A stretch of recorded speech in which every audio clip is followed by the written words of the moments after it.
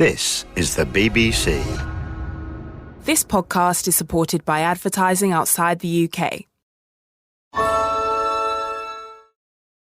Hey, it's Ryan Reynolds, owner and user of Mint Mobile, with a special holiday message. If you sign up now for 3 months, you get 3 months free on every one of our plans, even unlimited. Now, I realize this is more of a holiday offer than it is a holiday message. But if you read between the lines, you can see a message in there. It says we love you. Visit mintmobile.com/switch for the offer. Limited time new customer offer. Activate within 45 days. Additional taxes, fees, and restrictions apply. Unlimited customers using more than 40 gigabytes per month will experience lower speeds. Video streams at 480p. See mintmobile.com for details. BBC Sounds. Music, radio, podcasts. Hello, I'm Sheila Dillon, and this episode of the food programme is about 2023's best books, the ones to draw you into the kitchen and those to get you thinking. And sometimes they're the same books. They're from the food programme team and friends. I hope this helps with the Christmas list. Well, for this year's books programme, we're in Newport, South Wales, and we've come to The Place, a substantial, striking and very colourfully painted building here on Bridge Street. It's home to the Tin Shed Theatre Company. The Place is a community space, an events venue, and they've promised us a sofa so we can talk comfortably about the books of the year. And we're going to meet George Harris of the Tin Shed Theatre Company. So, here we go. Recording in progress. We are the recording. Hello, you must be George. Good morning, I am. Welcome. Nice to meet you.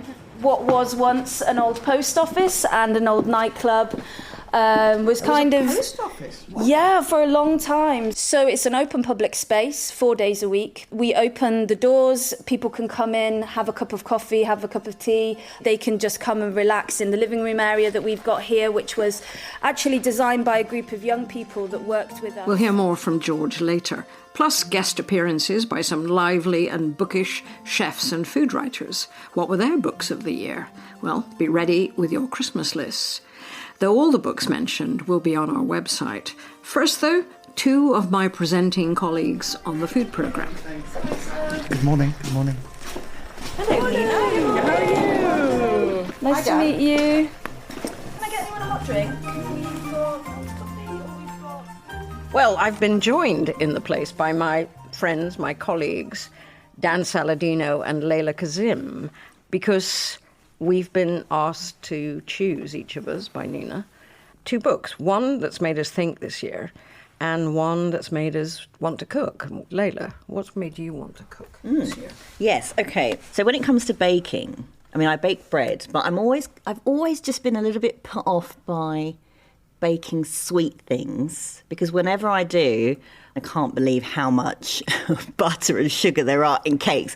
It's kind of put me off. And then I come across this book, which is called A New Way to Bake by Philip Corey. And Philip is the head pastry chef at Harrods.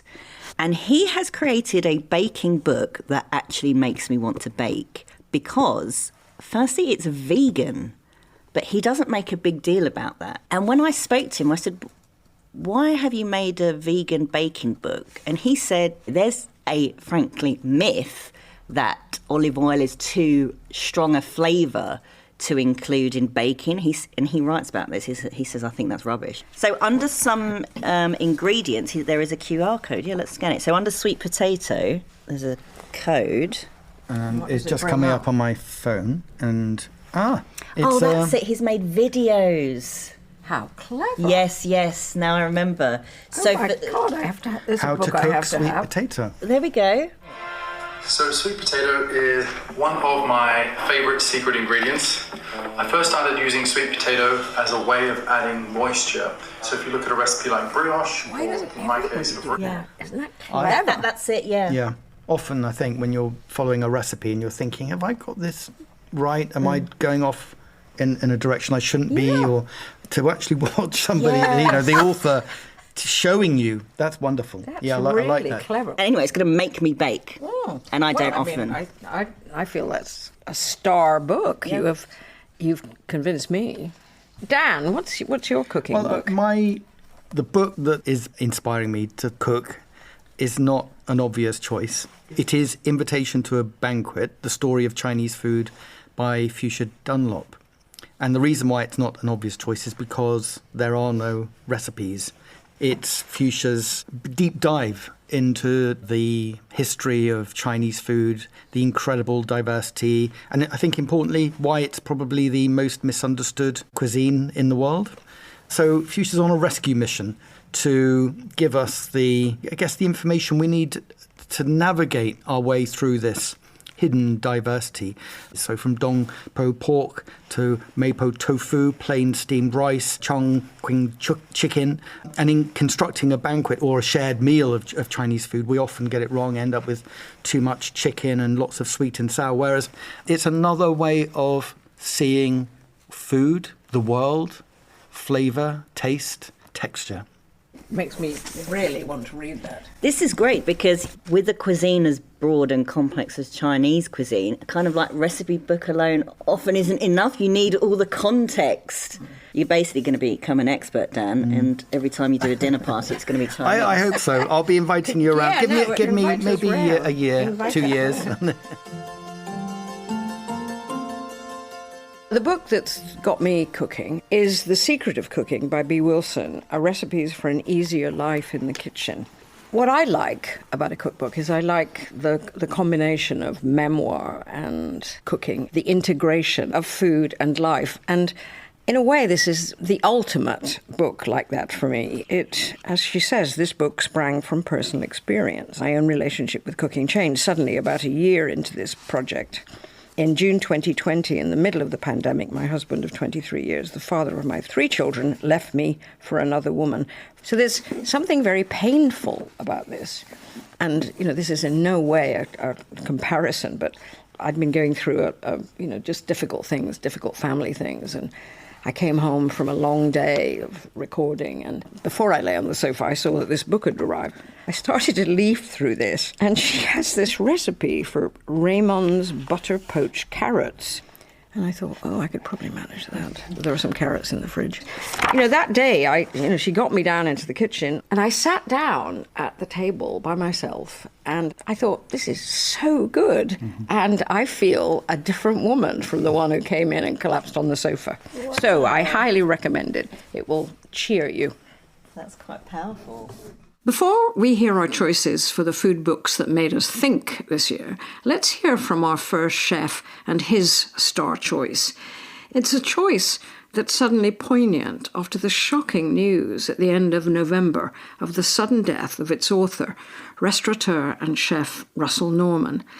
He was a food programme enthusiast. We'll miss him. Hi there, this is Julius Roberts, cook, farmer, gardener and author of The Farm Table. My cookbook of the year is Bruto, subtitled A Simple Florentine Cookbook. It's from Russell Norman and follows his first book, Polpo, which was that legendary cookbook with the octopus on the front. A tough act to follow, but Bruto is absolutely brilliant. The cooking inside is so simple, and it's got lovely documentary photography taking you through Florence and all the bars. And the best thing about it is just how simple the food is. I just thought I'd give you a few examples. So you've got just a broad bean salad with pecorino, lemon and olive oil. Just a few ingredients, but the photo's so green and vivid and simple that you desperately want to eat it and dive in. There's penne with vodka and tomato sauce, which is from the cult restaurant Vecchia Bertola in Florence. Definitely a book I highly, highly recommend. Super cookable, lovely to look at, great fun. I love it. Hi, it's Poppy O'Toole, also known as Poppy Cooks Online. I'm a TikTok chef, a self-titled potato queen, and a Sunday Times bestseller, thank you very much. My book of choice for 2023 has got to be Verna Gao's Have You Eaten? It takes you through her memories of Shanghai and her childhood, and I love how every single recipe has a story and a meaning behind it. It focuses on what Verna quotes as real Chinese that she grew up with and her mom and her grandmother taught her. My favourite dish has to be the fish fragrant aubergine. It's braised, it's spicy and it's so delicious. It's fantastic. You have to try it. Poppy O'Toole, TikTok star and author of the actually delicious Air Fryer cookbook, and before her, chef Julius Roberts. We'll hear more about TikTok's role in sparking food enthusiasm later in the programme when we talk to our panel of young people. Poppy's book is actually in the top 20 cookbooks of this year, according to figures from market researchers Nielsen Book Data. It's the year of the air fryer, they say, with 4 of the top 10 books all about how to, well, air fry. The big names, of course, are still up there, as always. Jamie Oliver, Yotam Ottolenghi, Mary Berry, and Nadia Hussein. But the domination of the air fryer was a bit mystifying. Do people really love their air fryers that much? So we moved on from the data to someone who lives, breathes and works among actual books and their readers. Kathleen Smith, recipe and food book buyer at the Bath branch of independent bookshop chain Topping and Company. Korean food has really grown in this last year or so. We used to have 1 or 2 things on Korean cooking, and now we've got sort of almost 2 shelves. It's really wonderful to see. Bowl food, noodles, ramen, yes, the Asian influence. There's always a big audience for food from that part of the world. Thai, Vietnamese, I should have said Vietnamese as well. If ever there's a new book by somebody you've known to have a wonderful track record, you always get behind it. They are written so beautifully and have collections of recipes, but not only, they have an element of storytelling in them as well. Some of the writers Kathleen Smith was talking about, the great storytellers of the food world, were among the books that made the food programme team do some thinking this year. Leyla? So this is called The Dinner Table, which contains excerpts from over 100 writers on food, including our very own Dan Saladino, who I think you're like the second entry. So this is compiled by Ella Risbridger and Katie Young, and they describe it as a deliciously Moorish collection of the finest pieces of writing on food. I think the idea of it is that they are inviting you to the dinner table, and all of these different authors, you know, from literary greats like Samuel Pepys to more recognisable food writers we might know, and everyone's got a story to say. This isn't a book you would start at the beginning and read all the way through to the end. This is one where you peruse through the chapter. What I love is that there are some really big names and there are also some smaller names. For example, my friend is in this, which was so lovely to see, Selina Periam-Pillay. She is Mauritian and she wrote a Mauritian cookbook called The Island Kitchen. And it's just so nice to see that she's included in this. Dan, your think book, as we might say. Mine is National Dish, Around the World in Search of Food, History and the Meaning of Home by Anja von Bremsen. Anja takes us on a journey that goes to Paris and it's based around the story of the stew, onto pizza and pasta in Naples, ramen and rice in Tokyo, tapas in Seville, maize and mole in Oaxaca, Mexico, all the way back to Russia and Ukraine, seen through the lens of borscht. And Anja is posing a question throughout, which is that why are there some foods that we still collectively consider to be national symbols? When and why did that happen? There is a standard account, which is still believed by many people, that the margherita pizza was invented in the 19th century in a specific pizzeria in Naples in honour of Queen Margherita, who was visiting the city. The only problem with the story is it's completely false. And that story was conjured up in the 1930s by a Neapolitan pizzeria owner who wanted to drum up business. So you really do learn a lot about these dishes, how they came into existence and how in relatively recent times they became the national dish as part of a narrative around nation states, nationalism, identity. It's very hard to put down, and I've learnt so much more about the world and food and myths and truth. One of the biggest food books of this year is not up there with Mary Berry in sales. I'm talking about media coverage and a sense of excitement, has been Ravenous by Henry Dimbleby and his journalist wife, Jemima Lewis. A book showing us how to remake our food system so that it doesn't go on making us sick or destroying the world. All that, and it's a page-turner too, in my view. But what would teenage food activists think of it? We talked to 3 of them from the campaigning organisation Bite Back 2030. that green buzzer, I think. The green bell. Jamie Oliver at 11. We don't have to explain. Hello. We're here to bite back. Hello, Jeff. How are you? Very nice to see you. Hello, Alice. We met at... We are at Bite Back's home in North London, a space in the Jamie Oliver Company's headquarters. Jamie's foundation is one of a group of companies and charities that support Bite Back. It's a glamorously updated 19th century factory with studios, meeting rooms, and several kitchens, centred around a really big, open industrial space. I'm Dev Sharma, I'm 18 from Leicester, and I've been campaigning with Bite Back since I was 14. I'm Alice, I'm 17 and I'm from London. I'm Jada, I've been campaigning with Bite Back for about 2.5 years and I live in London. Okay, well, all three of you have looked at one of the most talked about books of this year about food policy, Ravenous by Henry Dimbleby. So, Dev, tell us what your reaction to Ravenous was. There are a few chapters that really stood out to me in Ravenous, and it was specifically chapter 6, which talks about inequality. There was a line by Henry Dimbleby which said, low-income areas have become colonised by fast food joints. And I've seen that so evident when growing up. I think a lot of the campaigning that we do, we're often against people who say that the nanny state, that these policies are people trying to tell us that individuals need to take responsibility in order to eat well. But this book absolutely demolishes that argument. Yeah, because I think policymakers, they're not young people, so they don't see the way that we are disproportionately affected and targeted. They don't see the way that when I'm walking home from school, every single bus stop on my way down that hill has junk food advertisement on it. They don't see that when I'm doing my homework, I get about 5 pop-ups to the point that I just have to turn all notifications off from junk food companies. They don't see the messages they send you, for example, after exams. So after I finished my GCSEs, I got a message from Domino's before I got a message from my own mother. And they don't see all of this that you experience. Is that serious? Yeah. Like, they don't see everything that we're going through because it targets children predominantly. Like, children are very, very targeted by this, which is why it's so crucial to include them in the conversation. Do you feel that Henry Dimbleby went far enough in Ravenous? His suggestions for improving things. Alice, you're going, no, okay.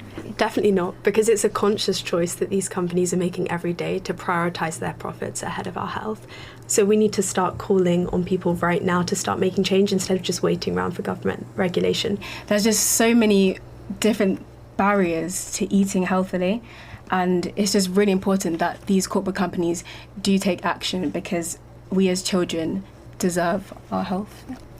I think we also need to not be scared of profits falling. It's fine for profits to fall because what's the alternative? That you have 1 in 3 children suffering diet health related illnesses when they're 12, because that's already happening. We'll come back to the teenagers in a few minutes. But first, here's food programme presenter Jaga Wise, our drinks expert. She couldn't join us for the group discussion, but sent over a recording of her favourites.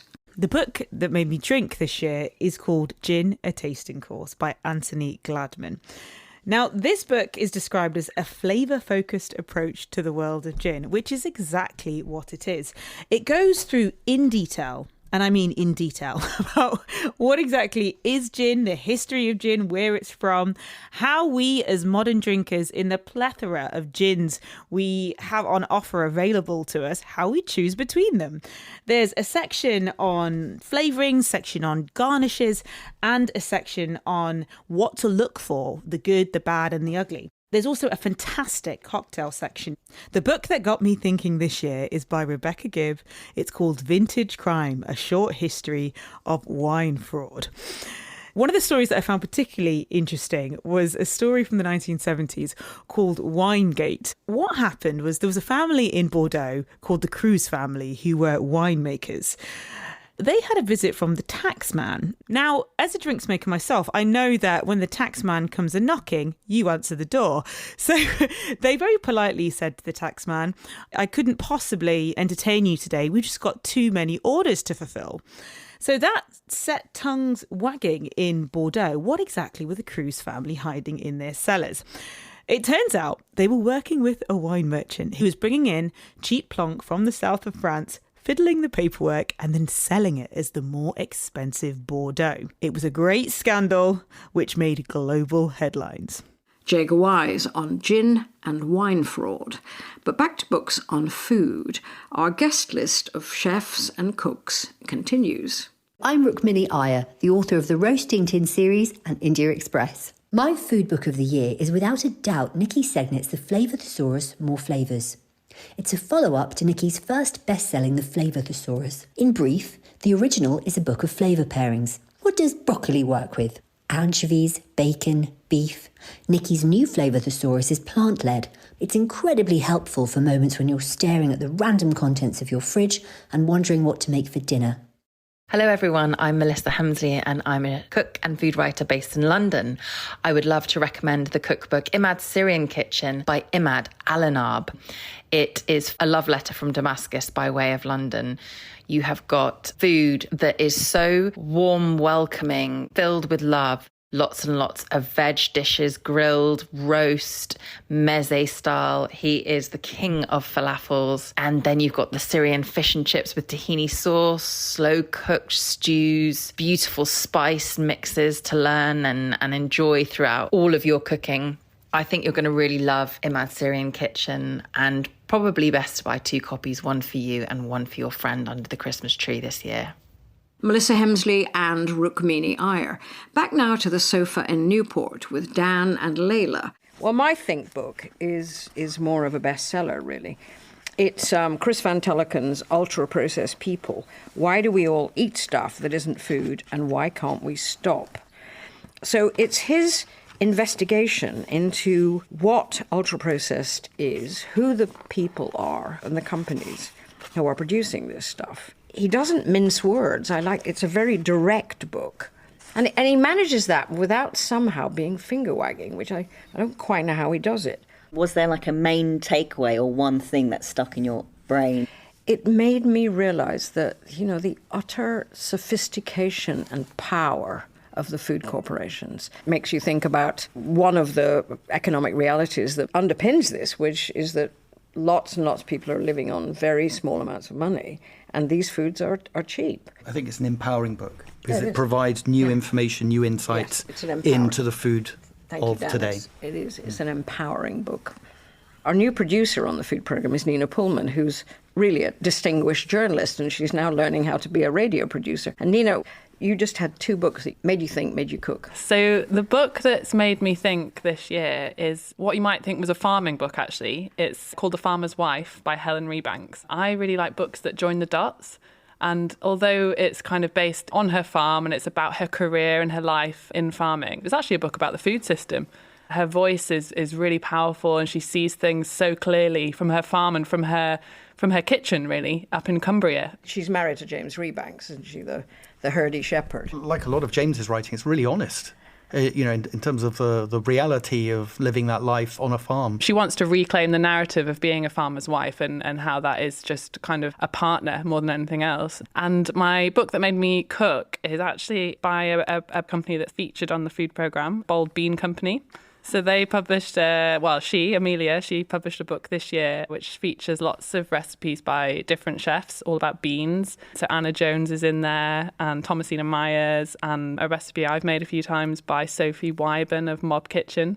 And I just think it's really great. It's a book that's kind of just of its time. I think beans are going to be massive, I'm convinced. It was a very, very popular programme. Thank you all 3 very much. That's great fun. That's stimulating reading. I want to read all of them. Me too, yeah. Before we left, I asked George, our host at the place, for her book of the year, and it wasn't anything from this year's hit list. It's my grandmother's cookbook. It's Good Housekeeping's Basic Cookery in Pictures. And I love the handwritten message on that title page. Read what it says. Yeah, so it says, bought at the door of Bassingbourn Married Quarters, Royal Air Force, May 1953. She's written price £3, underlined that feels important. And then just underneath the title, she's put, and a bloody good £3 worth. Also, it takes you back to it's 1953. takes you back to a time when people arrived at your door to sell you books. Well, this is a real find, isn't it? Yeah. I mean, this came out, 53? When did rationing stop? 52, something like that. So this is, get out there and cook. And wow. I guess that real idea of hosting as well and having people around in these tables full of food feels, again, really reminiscent of that post-war era that they would have been in. Yeah. This year, we spent about £60 million on cookbooks. That's down 4% on the year before, according to Nielsen. Our cookbooks headed for Dodo Land. The huge rise in social media apps such as TikTok are where millions now get their food advice and recipes. Will the food programme even be talking about books in 2050? We asked Kathleen Smith at Toppings Bookshop. We have a lot more young people coming through our doors than we ever did, really. They know what they're looking for, I think. They will go for things because they've heard about them or they follow them on Instagram or TikTok. Again, the bowl food is very attractive, vegetarian. Vegan, there's such a huge, almost an entire bay of vegan cookery books now. There's definitely a younger market there. We put the question to our panel of young people. Jada, do you cook? Yeah, I do cook. As young people, I think we definitely get a lot of inspiration from, obviously, online sources. But recently, one of the things that has encouraged me to cook is actually family recipes. So we have like a Caribbean cuisine book that's been passed down through generations, and I recently got it. And so I've been kind of looking through that. It's been a good experience, yeah. Yeah, I think I'm definitely trying to learn to cook a bit better before uni. And how are you learning to cook? Are you looking at videos, or do you ever look at cookbooks? I think I learned much of it from my mum. What about you, Dev? When I'm trying to find a recipe, I don't think I look at cookbooks really. TikTok is the way to go. If I need a recipe, I just search it on TikTok. How do I make this? And I get a step-by-step breakdown. And it's the best way. A lot of TV chefs and so on, and authors of the best-selling cookbooks actually are on TikTok. So are those the people that you are learning from, or is it? I mean, who do you follow on TikTok? Max Lamana is really good. He has a lot of really good content on food. Can you get TikTok on your phone now? Boom. It's fresh, it's vibrant, and it's using up whatever you have left over in the fridge. This is why you should make my summer pasta salad. That's good, doesn't it? Clearly, there's no one way to engage with food. It might be through a book, perhaps one of the inspiring reads mentioned in this programme, or perhaps through a parent, a treasured hand-me-down, or a snappy social media video. Whatever it takes to get you off the sofa into the kitchen and experience the strength and joy to be found when you're chopping and stirring and then serving. Let's leave the last word to the readers, buyers, and cooks of the future. Do you think there's a future for food books? I mean, is it something you're going to grow into, you think? I mean, I can't say that I've read many cookbooks when I was 17 either, but what do you think, Jada? I'd say there's a future, not necessarily recipe books. Yeah, just like in nutrition, science, there's definitely areas there. I hope recipe books become more used by young people. And I think that the only way that can happen is if we stop telling young people that the only food for them is junk food. I want food books to thrive. I want them to exist. I want them to continue for future generations. But I also understand that my generation is so weird. Like, the way that we interact with the world now is through social media, through digital media. And I think that will mean the way that food writers have to reach out to us will change in its format.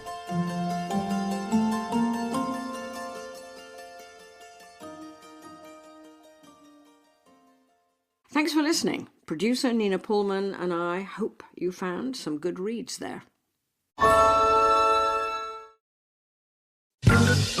The BBC Good Food Podcast with me, Tom Kerridge, is back. Make sure to tune in every Tuesday and Thursday for our brand new episodes each week. So join me for great stories, brilliant laughs, and even better cooking tips by subscribing now on Apple Podcasts, Spotify, Acast, or wherever you get your podcasts.